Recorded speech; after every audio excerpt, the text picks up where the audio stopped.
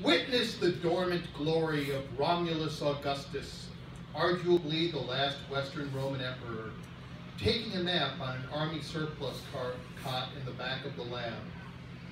They had pulled him screaming through the tesseract almost entirely just before the translucent gyre retracted, snipping off part of his left big toe just past the joint. Some of the research team cleaned and dressed his injury, white coats, jumbled apologies, bloody water, stitches, while the rest cheered and gave each other high fives. In the context of the community of physical scientists, trans-temporal engineering would be the new black, though black itself remained perennially cool, man. They set out for meaty pizzas and scholars of antiquity, hungry to learn whom they had blindly snagged with their half-imaginary, cork-knotting fishing net. The historically usurped teenager cried out for Orestes, Jesus, Jupiter, Fortuna, whichever relative, small god, or saint looks after lost toe pieces, many deaf dead ears.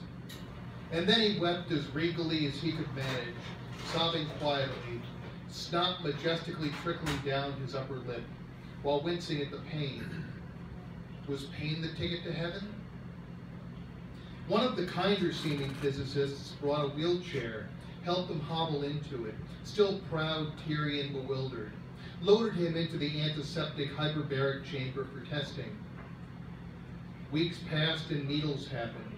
Interviews piled up around him like sofa cushions stuffed with dictionaries, a fort of inquisitive words. Quid, quis, ubi, cur, oh, cur. He explained the best he could the political landscape, the smell of Odoacer's horsemen, and the pity that led to a life uncurtailed in a post-abdication villa in Campania. He told them garum tasted most like Filipino patis, more so than nukmam or Chinese fish paste.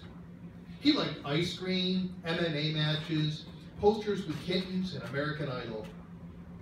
He once became enraged and defensive when they laughed at him for rubbing vanilla Haagen-Dazs on his toe wound. Is that Roman folk medicine, Romule? Bastards. Fine, you get dragged to 21st century Livermore. It's confusing. The ice cream helps, all aches subsiding. They wouldn't give him a concubine, so he had made do. Months accumulated, and the team that had harvested him moved on to more lucrative gigs in the private sector. The last once emperor stayed behind, watching the funding dry up.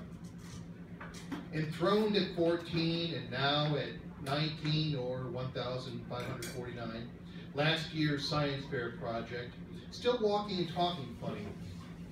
No more royal allowance, worse spaghetti in the cafeteria, strangers. Watch him fret in his Boy Scout sleeping bag, dreaming of Italy and cyclotrons, restless, feeling like an unlucky coin flipped in the air between someone else's finger and thumb.